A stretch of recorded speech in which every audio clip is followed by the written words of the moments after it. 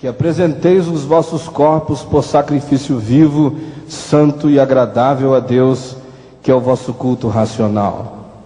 E não vos conformeis com este século, mas transformai-vos pela renovação da vossa mente, para que experimenteis qual seja a boa, agradável e a perfeita vontade de Deus. Amém. Podem sentar-se. Nosso tema este ano é Igreja, Reforma, Revolução ou Redenção. Eu queria inicialmente dizer que a Igreja não está, de maneira alguma, entre a necessidade de optar pela revolução, pela reforma ou pela redenção. Isso porque a palavra de Deus simplesmente diz que no conteúdo total do reino, as três dimensões devem se fundir de tal maneira que seja impossível separar uma coisa da outra. A verdadeira redenção em Cristo implica numa revolução tão profunda que não é possível comparar esta revolução a qualquer outro tipo de revolução. Da mesma forma, essa redenção traz um conteúdo novo para a vida e que revoluciona a existência. Também traz no seu bojo, no seu escopo, uma nova forma, a qual não se conforma com a forma do mundo. A igreja só tem relevância na sociedade quando esses três elementos andam juntos. Isso porque a redenção, que deixa tudo como está, não redimiu nada. Revolução, que não muda o interior, não mudou nada.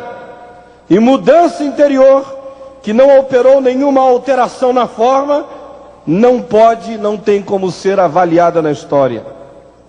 Durante essa semana, nós vamos estar avaliando o que tem que ser feito a fim de que na Igreja Evangélica Brasileira haja esta redenção revolucionária, e haja essa reforma redentiva, e haja essa revolução redentora.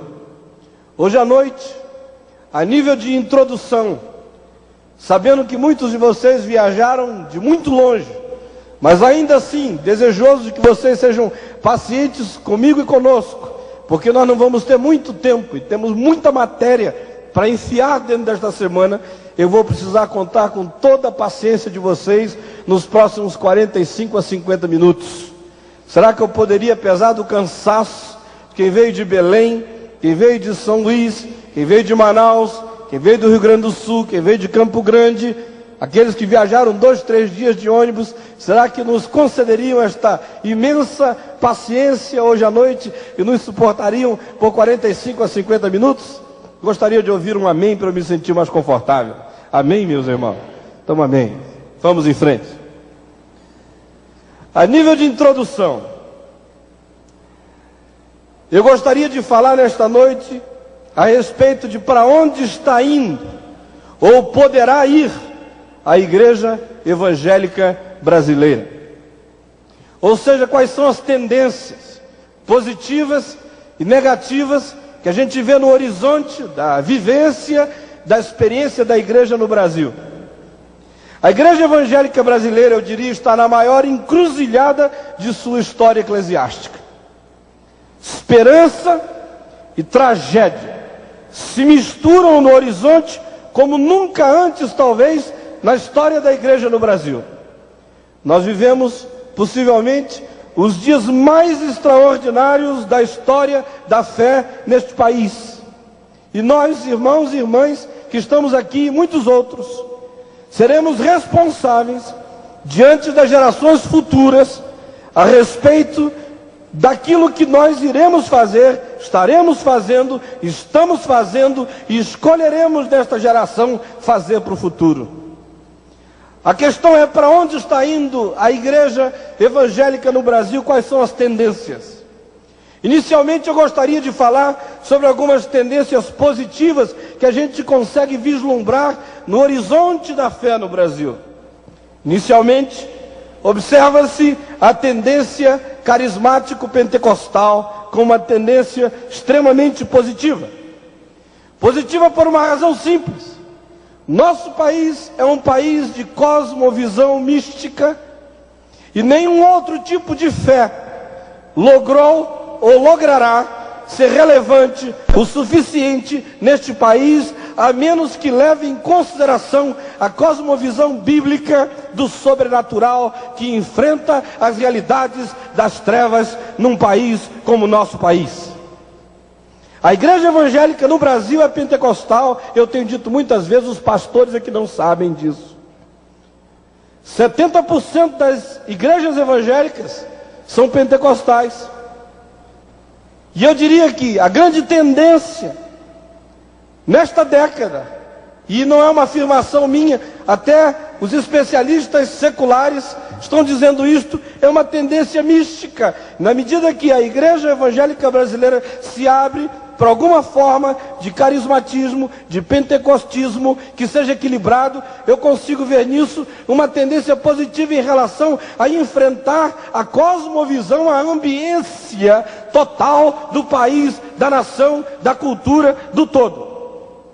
Segunda tendência, é a tendência à tolerância por parte das igrejas tradicionais.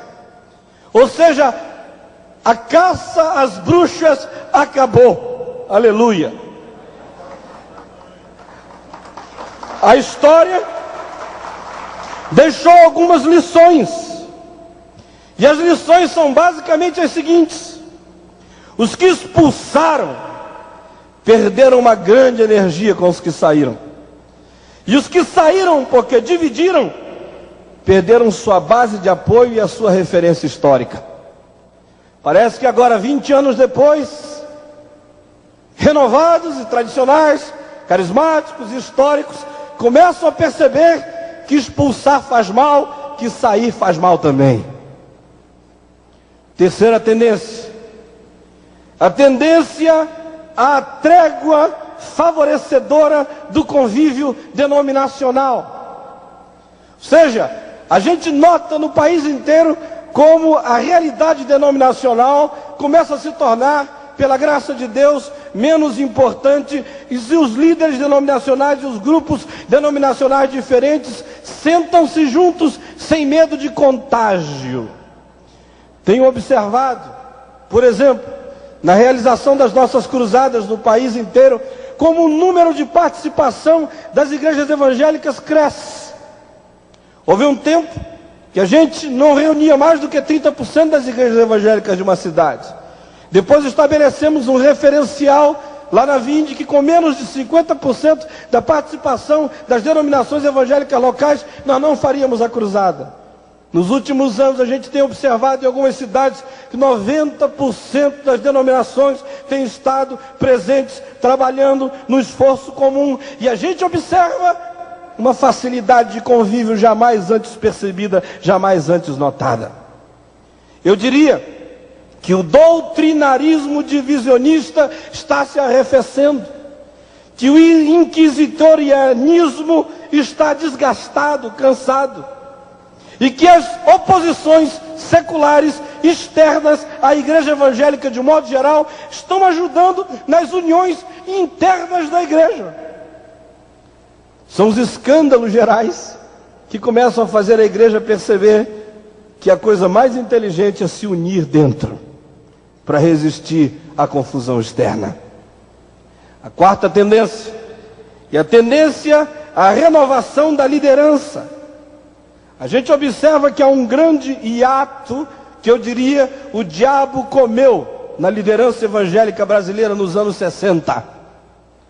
Falta na igreja evangélica gente entre 45 e 55 anos de idade. Nós temos dois extremos: as lideranças mais antigas, entre 60 e 70, maioria das quais ainda à frente das denominações, e as lideranças emergentes, ministeriais, representativas, entre 25 e 35 anos de idade. Há uma nova safra surgindo, e eu lhes diria, há sinais positivos de que essa safra é boa.